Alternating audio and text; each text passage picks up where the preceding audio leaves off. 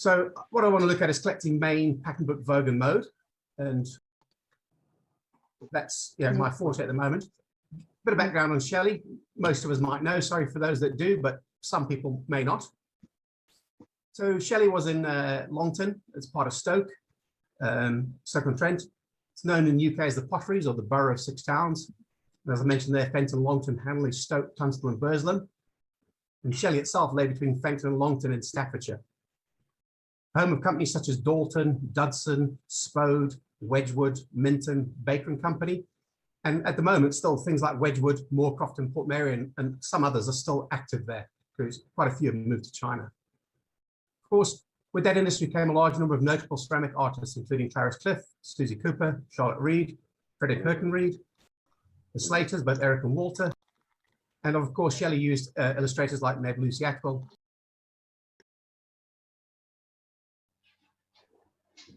For myself, why I started collecting Shelley, well, it really comes back to where I'm from. So I think Martin Barlow's on the call, and he's in Leek. I was born in Leek.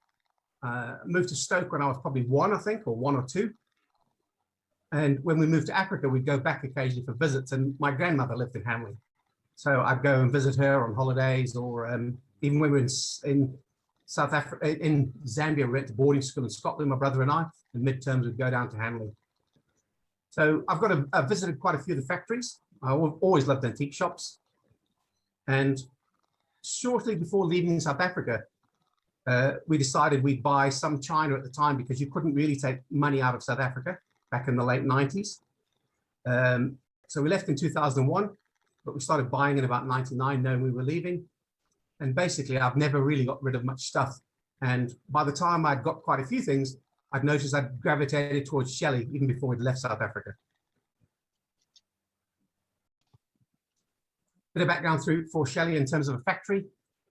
This down here is the view of an artist's impression in the late 1890s. So look at the factory in the 1930s, 1960s with Shelley Potteries and Shelley. And this was 2011. Now, if we bring that to current time, well, 2013, I think this one is, the factory's still there. And if you look on Google Maps at the moment, you can still see this piece of the factory. So the whole area, was quite large. And this is all that remains of the Shelley works. And I think of all the Foley potteries, it's the only piece of building still standing. So have a look here, there was 5 potteries in the area. And one of these roads here, I think, was called Foley. So this little one, there's Foley Place, and I think this was Foley Road. So Wildman, Foley Works, Goodwin, Stoddard and Company, Barker and Kent, which is also Foley Pottery. These two here, Foley China Works, E. Brain and Company, and Old Foley Pottery, James Kent, are probably 2 of the most commonly confused items for Shelley when people list things on websites as Shelley. It's for some of us, it gets annoying. For others of us, if you search well on eBay, you might find something that was just listed as Foley, which actually is a nice piece of Wildman or something that you can then grab at a fair price. In terms of Art Deco background, 1905, Walter Slater became the art director. In 1919, Eric joined their design department. And in the 20s and 30s, Eric designed a lot of the Shelley Deco range. In 1937, Eric became the art director and remained with Shelley Potteries until '66, when they were bought by Allied English Potteries. So in terms of Eric himself, and there's a picture of him, as we say, joined in 1919. In 1926, I think he developed Queen Anne. And in the 30s, he did Vogue, Mode, Eve, Regent and Harmony. I think a fair few of those are, as a Vogue and Mode collector, I quite like Eve and Regent, and I've got a few Harmony pieces as well. In 37, he became the art director, taken over from his father. And in 46, he was elected to the board after the death of Vincent Bob Shelley in late 1945. One of the things Eric's renowned for is matching patterns to shapes. So I better look at collectors and collecting. So I personally think each collector has their own drivers in terms of what to collect and specific rules they apply. and it might include price, color, shape, condition, damage, etc. So as a line I didn't put in here, the spend on Shelley for me competes with my spend on stamps. So I have quite a large collection in 4 countries' stamps: South Africa, Namibia / Southwest Africa, and Rhodesia / Zimbabwe, and England. So there is a bit of competition for funds there at times, but I tend to get most of what I want. So in terms of what to collect, again, in my view, it's in the mind of the specific collector. For me personally, I've got a reasonably large babyware collection. I've got a fair few candlesticks, probably, I don't know, 15, 20 different shapes. I've got a fair few tea and coffee sets. I've got a bunch of vases. I don't know, again, probably 50 vases. I've got a few other things probably, you know, that I've got quite a few of relative to other people. And I've got a specific pattern. I've got a fair volume in Sunrise and Tall Trees, the Queen Anne shape. But of course, what I started specializing in, main pattern book Vogue and Mode. And I got my first Mode piece around 2002.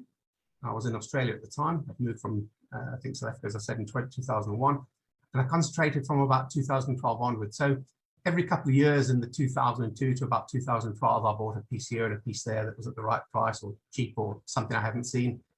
And 2012 onwards, I've probably specialized. Okay, so I have my own mental, you know, set of rules and things. So as I said, there are a few mental rules I generally apply and aims I have in collecting. So I want to have a coffee duo and a tea. In my terms, it's preferably trios, in each of the main pattern book, Vogue and Mode patterns. I want to have a tea for 1 or 2 and a 21-piece set and a coffee set in Vogue and Mode, not each pattern, but in Vogue and Mode. So I want a complete Vogue coffee set, a complete Mode coffee set, etc. So at the moment, I've got 2 Vogue coffee sets, no complete Mode coffee sets. I have a tea for 1 in Mode, a tea for 2 in Vogue. I've got a 21-piece, or yeah, I think I've got a 21-piece minus a teapot at the moment in Vogue. I don't have that in Mode. And again, I've seen others. I've seen ones that I could buy, but I'm looking for something that's, you know, quite nice for me and a specific pattern. So I'll buy seconds pattern items, but I'm fairly price conscious on them. So unless the pattern is special in some manner, I'll set lower prices for those by a fair margin than main pattern book items. I'll buy special pattern items, but again, I'm fairly price conscious. There are some items in this range that have attracted high prices and I've bid on them, and maybe some I've won and some I haven't. I prefer not to have any damage in my collection, I think, like most people. And I take a considerable amount of price off with damage. But I, again, may add a piece that's fairly rare while waiting for a fair price, good condition item. For me, the 16.5 centimeter side plate and the trio is much more preferred to the 14 centimeter side plate. And if you see my collection, when I show it just now, probably 60% of it's got the 16.5 centimeter, maybe 20%'s got the 14, and the other 20% doesn't have, just haven't been able to get. Again, in looking at the pieces, I made a rule of thumb. You know, again, it's mine, it's my own ideas, my own view of the world in terms of Vogue and Mode. So I made a rule of thumb for a tea trio. So if I look at a loose cup, and I might occasionally come across a loose cup or a loose saucer or a loose plate, I reckon the cup's worth about 60 to 70% of the value. So it carries most of it, in my opinion. The saucer 10 to 15, and the plate 20 to 25. In terms of coffee, I'd say that cup's obviously a larger proportion because there's only 2 pieces, 75 to 80%, and the saucer 20 to 25. Varied within there, you know, somewhere.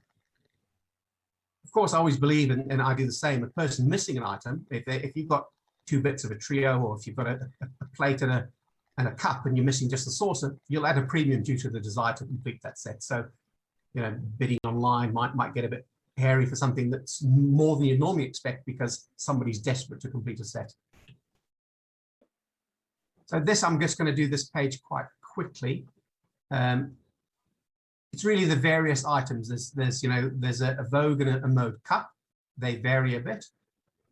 You know, as I say here, the Vogue cup 6.5 centimeters high and 10 across the top rim, 4.75 a foot.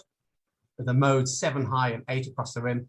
But in terms of plates, you know, they're all the same. What I've particularly noted here is this really comes from Rick Hubbard's book is Shelley, Vogue and Mode Designs, which I have right next to me. I pick that up very often. And he doesn't note he didn't notes round lemon plates, but he only noted one round plate, I think, at the time, but I've got a large and a small. So I think there's potentially a round lemon plate, the lemon plate being slightly smaller. Otherwise, coffee is pretty identical. And the note here is that Vogue or Mode for the pattern in coffee is denoted by the shape of its teacup. So if it's Vogue in tea, you'd call the coffee cup a Vogue. If it's Vogue in Mode, you'd call the coffee cup a Mode. Again, in terms of dinnerware, there's covered vegetable dishes, there's a sauce boat with a stand, there's a few different sized platters, and these look very similar. I've got a couple in a pattern, and they look very similar to me to the Queen Anne ones. There's a few different sized plates, and there's been a bowl for a fruit set and a dessert set. And I believe there would be compotes and square and oblong fruit dishes. So the same shape, in my view, is used for the Regent and Eve patterns as for Vogue and Mode. Now this, I looked for you at Rick Hubbard's scale. Rick's book's quite good for collectors of the main pattern book. He rates 5 types of rarities, generally available, scarce, rare, and not known. And again, that's a limitation of a collector's view of consolidated experiences at a point in time. I think it was 2011-ish. And obviously what was available in England at the time, and 10 years ago of the internet. So things have changed a bit since. He also rated some price ranges. So though it sounds unusual, you could get a generally available, but with a slightly, maybe a 3 price range, something like a sunray. They're quite available, but they're quite sought after, so they keep up in the price. My view at the moment is, in terms of his price ranges, the bottom end is probably the $250 to $400. The top end goes from about $1,200 up to about $2,000 a trio. And again, this pricing is often around trios, but does not really cater for the difference in rarity between tea and coffee. Generally speaking, coffee duos are usually around 50 to 75% of their tea trios. It can, in rare cases, be similar or more. So there's some items where coffee is almost never seen, and the tea is a lot more available, and this changes that price paradigm for the two. Right, so a little bit about Vogue and Mode now. So the first Vogue pattern was called 11738, it's arc bands, July, August 1930, and they have a P on them. Not all pieces have a P, I presume it was up to the decorator, but the P denotes the Vogue pattern. 11755, which as you can see is not really that many numbers later, is the truncated J's in the Mode. And again, it was probably August, September-ish, or August as well, July, August, so it was a pretty similar time frame, and they've got an R with them. So just in noting in a similar manner, most of us probably know U represents Eve and W represents Regent. Again, there's the 2 styles that quite often attract the deco collector. Looking at my collection, so taking a view across the volume of Vogue, Mode, tea and coffee I have, I generally say the following. Vogue teacups being wider, they're largely decorated on the inside, so they can have considerable outside decoration. So they hold both in slightly different on both, inside and outside at times. Mode teacups have most of their decoration on the outside. And the inner decoration is usually around the top rim. It could be a line, it could be 2 lines. And for coffee and both, they're again a reasonably narrow cup, and the decoration tends to be on the outside. And I should have said this for the Mode tea as well. For the narrow ones, the Mode and or the coffees, you could get solid color or inner rim decoration, so that the inner golds or the solid color ones. So 1 or 2 lines around the rim generally, or solid colors. In terms of the number of patterns, I looked at Rick's book many times, and I've probably worn it out and it's starting to come apart on its back cover. He lists 77 patterns on 22 designs, so a design being the basic design and then multiple colors. I really looked at that, and I think he's got 81 in Vogue on 22 designs. I agree with his designs. And on Mode, he's got 40 patterns on 19 designs or lists. So in my numbers, that would be 121 patterns, with the color variations. And at the moment, there's 44 believed not to be available. 77 available, 44 not to be available. That was in the book you wrote in 2011. Okay, so in terms of that, I've got 3 of those unavailables. I've got friends with 2 more, and I've seen 1 more. So there's 6 of those patterns we found. We think there are 3 more patterns to add to the list, of which, I'll look at in a subsequent slide. We've seen 1 of those so far. And that may be, whether Rick looked through the pattern book and just picked up everything that was Vogue or something. I think he missed a couple by the look of it. For me personally, I track my collection in terms of the available coffee and tea sets numbered in the main pattern books and of available. Also, of 89, in my view, available patterns, I have 67, still 22 short. And of 178, if you say 89 and I can get a coffee and a tea in each, I've got about 95 variations. So in my view, still a long way to go. I would say I know collectors in New Zealand, I know collectors in Australia, I know collectors in England, probably where the biggest ones are. There's probably some big collectors in America. I do know currently 1 person with more pattern variations, but less in overall variations due to generally they don't do coffee unless they can't find a tea. I look at value, and the different ranges. So for me, any Vogue mode that you don't have generally will do, but there are certain style of patterns that are generally more sought after. So in my view, the order of importance are specialist rare pieces, so there's a few of those, pattern book numbers, which is what I generally collect, the Slater Lady patterns, and then just generally other unnumbered and seconds patterns. I put those, bottom end of the price category. So A and B includes item like there's a flower handle Vogue. There's 2 different patterns in color I've seen there. Again, very difficult, not very difficult to get into a collection. I don't have one. There was a Middle Eastern coffee duo that Rick Hubbard lists in his book and was sold on eBay 2012, I think. In terms of 11757, I'll get to the picture of that in a minute. That's, I think, one of the butterfly wing. It's a mode pattern, but actually there's a Vogue available in it. And C would be Slater Ladies, and I'll show them in a minute, and generally less sought after patterns, and I'll show a couple of those.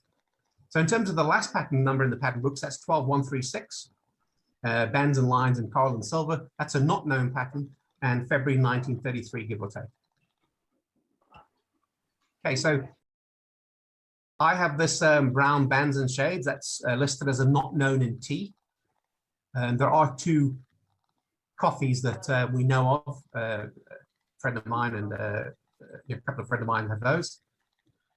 In terms of the green J, this is listed as not known, the truncated J, and 4 have been through my hands, so I know where 4 of them are in the world at the moment. I somehow managed to come across those. Every time I get a pattern that's not in Rick's book, I actually send him a picture. We've got a lot of communication between Rick and myself at times. This I don't have, so I put a little red thing in the corner there, where a little red dot where it's not my picture, it's from either the internet or someone else. I think I know 4 people with that at the moment: New Zealand, England, and a friend of mine here locally. This one, 12126/M, Harmony Mauve, Blue and Green. That's on a website I'll mention to you in a minute. The lady's got a picture of it, a lady who does a website just showing what's sold around the world in general pattern book items. She used to collect herself, I believe, but doesn't anymore. This is an interesting one. About March or April last year, the cup alone turned up in Australia, and one of our British club members ended up buying it. I don't know how. He obviously was very smart in his moves at the time. It's only the cup. This whole pattern, there's 3 variations, has never been seen before by anyone in a available version. In terms of the deco flower, there's 2 colors. This color turned up sometime last year. So, that's one of them I've got. There was a set of 6 trios that turned up in Adelaide. Myself and a mate managed to get a hold of those and distribute them to some big collectors. So additions to the books. So about a month and a half ago, I think, time disappears at times, this pattern and just the milk jug appeared in Scotland on eBay. You can see the P being Vogue 12001 / A as usual, and you can see this pattern quite clearly, which matches that pattern there. Alec Reed followed up with Bruce, and you know, he supplied us the picture from the pattern book that shows us 12001, 002, and 003, which were listed in Susan Hill's book as unknown, actually have note here CP, which being the cups they were made for Vogue.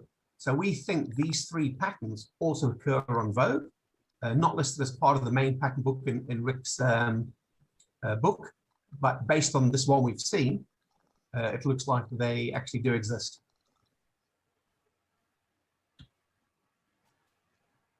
Just as a look at the decoration, as I commented earlier. So modes and coffees, generally it's on the outside. But this is one of the few, it's about the only mode trio I know, tea trio, where a fairly large decoration is on the inside. I think this one's called Butcher's Crocus or something like that. I have this trio, and I think a couple came on eBay about, I don't know, 5 or 6 years ago. It's got a fairly large decoration there. So this Vogue coffee, even though Bands and Shades is one of the simplest patterns, it's got one of the more complex interiors. Most of them have, say, a single thin line around the top and maybe a band below that. But this has the 1, 2, 3 bands with shading getting light as you go down. So though the Bands and Shade is very simple, they at least made the coffee and the inside of the Vogue tea a little bit more interesting than some of the others. Just for those who have an interest, and this will probably be the last but 1 or 2 slides, insight into online sellers and good sites and eBay in general. So there's several good sites and good dealers. So vogueandmode.co.uk, Marion Campbell runs that. I've had a few emails with her in the past. I believe she used to have an extensive deco collection and gradually moved out of it. She tries to track on her site all the sales for the last 6, 7, 8 years of pattern book items. You got Recovered's own site, vintagelifestyle.co.uk, and he's Vintage Living Lifestyle on eBay. You've got Alan Bellamy, got a few people I think know Alan. He's gazelles.co.uk and he's gazelles.deco on eBay. Apex Antiques, Apex as a site seems to have died in the last 6 months. They're glums on eBay and it's Paul Forbes and I think maybe his partner or wife Hazel. Banana Dance, Deco Dance, Desired Antiques, Collectibles, Deco, and obviously Swilly Rules on eBay does quite a bit. From my view, websites prices start generally quite high because obviously they generally know availability. It's quite well known at the moment, but most will negotiate 10 to 20%, and you know that gives you a better price range. In terms of specific items around eBay, and some people may know this well, some people may not at all. There's 3 commonly used sites. I mean, there's a .ca, there's a German site, but you know, if you a lot of the Shelley's on Australia.com.au, .co.uk, and .com. Now, at the moment, eBay is collecting GST for various governments, so that impacts Australian sales internationally, UK buying from overseas. So the things to know is if you go to the British site and you look at buying something overseas that you bring into England, and your cost is under £135, it will automatically on that site add 20% to it. So you might look at something in Australia that shows it's that's Australian, that's 100 Aussie. If the guy in England's looking at it, it's going to be £55 plus 20%, so he'll be paying £67 or something like that. That's an automatic what it shows. If you're looking in Australia at something that's overseas and it's less than 1,000 Aussie dollars, it'll show you the price inclusive of 10% on the cost and the shipping. EU places, they show 15%, and that's shown if you go to that site. So if you go to ebay.co.uk and look for something that's overseas and it's under £135, you'll see that price differential, that 20% GST added onto it. Above those numbers, it's expected that it'll be collected by the shipper, etc. So for me, I've bought a couple of things over the $1,000. 1 or 2 I've been pinged on, not on eBay. So eBay won't charge you the GST at all, the 10%. but I've skipped GST when they've come into the country on several of them, and I've been very happy with that. Yeah, if you're looking, see something that's listed on ebay.co.uk, the seller is listed to only sell to UK. You'll need to use the ebay.co.uk website and potentially set an address to England. You know, so if you use ebay.com, you wouldn't get a view of that item. So you may miss things that other people are looking at based on which site they're looking at and whether they've set their address to ship to England or Australia or America, etc. Okay, to buy something that's locally shipped, you need a local address and set that as your shipping address for the bid. So sometimes you can't bid on something unless you've got a local address for it. 75% of the time, if I ask the seller, if they say they don't ship out of the country, either England or America generally, they will allow me to bid. They don't always, but generally they will. But they generally need to modify the listing to allow a bid from Australia. There are ways around this, you know, forwarders, etc. My mother lives in England, so I often set her address for UK-based items if I just have to have them, which tends to be too often. I won't worry about the ping, the ring, you know, crazing. I think most of us know that. I just say trios versus duos. For myself, and as far as I can tell others, it's definitely for me preferable to purchase trios as opposed to duos in teaware. It does tend to allow a slight reduction in duo prices at times. And I'd expect this holds for non-too rare pattern book sets. But don't get caught up in relation to rarer sets of unnumbered sets, etc. As plates are often difficult to find. So I think a fair bit in the American market at times didn't seem to get plates. And you might buy something knowing that you're really going to struggle to find a plate. Again, you know, it wouldn't be interesting if you're the only collector and got everything straight away. It was all cheap, because it wouldn't be Shelley, Vogue and Mode. It'd be something else you'd be collecting. On top of this, it's difficult to find the money at times when more than one specialist item can come up at the same time, and that does happen. Personally, I think there's about 10 to 20 main collectors in the eBay market space of Vogue and Mode. And depending if something's been seen or not before, and if it's specific to well understood, it might be pushed to great heights in terms of price. You know, the £800 to £1,000 for a few items has come up quite consistently in the last year or two. So that Eastern Duo I show, I'll show in a future slide, in the next slide, was sold on 28th December 2012 for $650. Now, at 2012, that was a real lot of money. 14 bids across 4 bidders, and I was 200 bidders below that. In more recent years, things have reached £1,000. I personally have purchased loose cups or saucers or plates. I've purchased damaged cups of good saucers and plates, and this enables the ability to then buy alternate pieces to complete sets.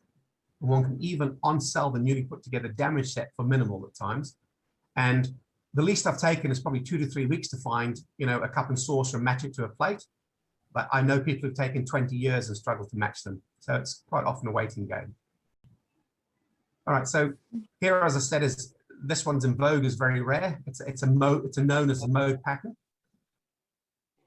That came up, and as I said, on eBay in 2012. Presume it's a coffee type.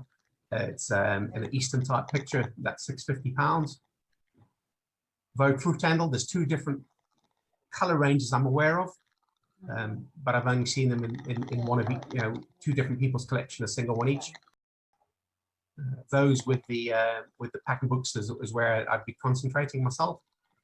Next line of prices, I think, is the Slater Ladies, Vogue, Mode, and Coffee. And then the cheaper ones, in my opinion, which I'll limit what I spend on, is the Buttercup, the countryside one, I think here.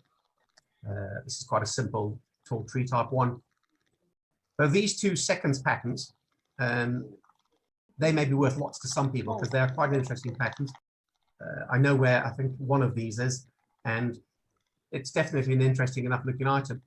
Probably myself, I'd personally limit what I spent on it, but others may spend a lot more. All right, so I'll stop the share there. I might switch to my phone unless there's any particular questions at the moment, and then quickly walk you guys around my collection. That's a bottom layer of the coffee sets with the Harmony one in the middle. If I move up a bit, we've got the yellow I can't remember what that's called anymore. Diamonds there, black diamonds, geometric border ones. And in the middle here, we have, there's a fruit one. The red, that red one there, the geometric border one, that came up on a Sunday when I was out at having pies down the road, about 10 k's down the road, for £65 in England. And I was desperate to get onto my phone and buy that, which was really difficult because I couldn't change my address to England to get by. The guy would only ship to England. So I changed it for my mother to ship to her. So that's my coffee sets. There's about, you know, I think 28, 29, 30, 1, 2, about 34 different patterns I've got in coffee. And I'll move across to my tea. So about 2 months ago, when Helen asked me to do this, I didn't have any of those shelves up. So all this was out in my shed. This is one of 6 shelves in my shed. I've got a shed with a fair bit of Shelley in it. And I've built these shelves myself. And the pattern numbers increasing that direction as you're going from right to left. You get to the end of that shelf and you move to the shelf above, and the top shelf is mode. So the first mode pattern being the J's, truncated J's. Yeah. So we'll move along a bit. You'll see here, as I said, the geometric border there.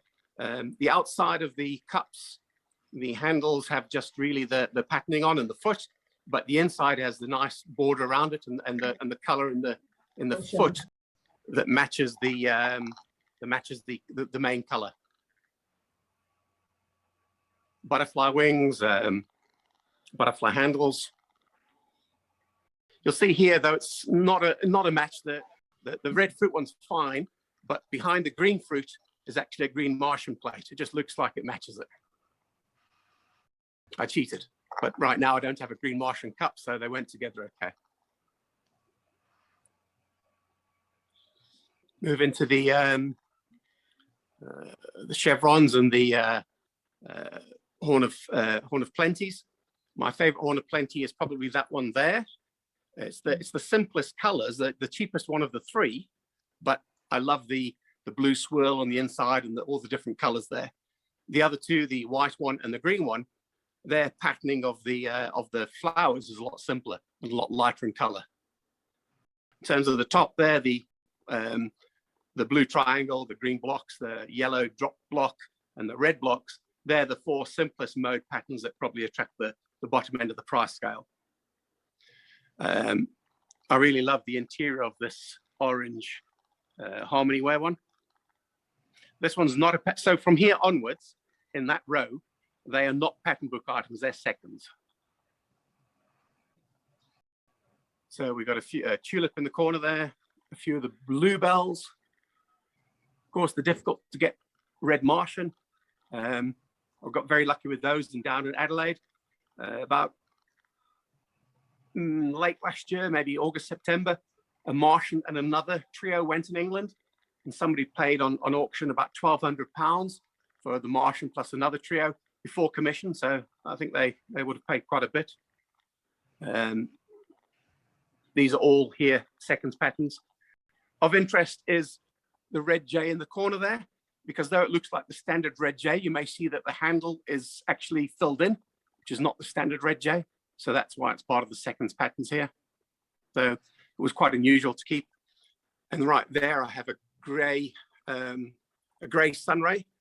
And this one has actually, looks like it's a transfer that actually had a few little rolls in the transfer. So I think it may have been one of the, maybe a test pattern or something like that for the sunray. So on this side, I've got more my sets and cake plates. So I've but a couple of harmony ware teapots, quite a few cake plates. The sunrays are tea for 2, but I'm missing a sugar bowl. The butterflies, the Vogue one, I've made a tea for 1. I could either put the mode or the Vogue cup with that, but I left that as a tea for 1. On the lower shelf is the red diamonds pattern, and that's a 21 piece. And then on that side, I have the Slater ladies, which I know are quite popular with people. I've got 3 of the Moes, and I've got a Vogue, and I've got the Milkshaw and the cake plate in that. There's the picture inside the sugar bowl. But that's probably about it.